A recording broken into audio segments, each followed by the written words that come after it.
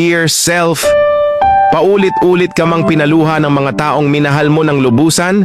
Okay lang yan. Ilang beses ka mang saktan at paglaruan ng panahon? Okay lang yan.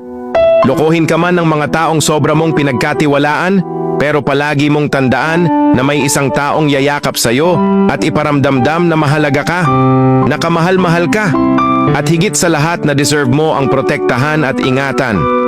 Lagi mong tandaan na sa bawat tao o bagay na mawawala o nawala sa'yo, mayroong isang mananatili diyan na hindi ka bibitawan.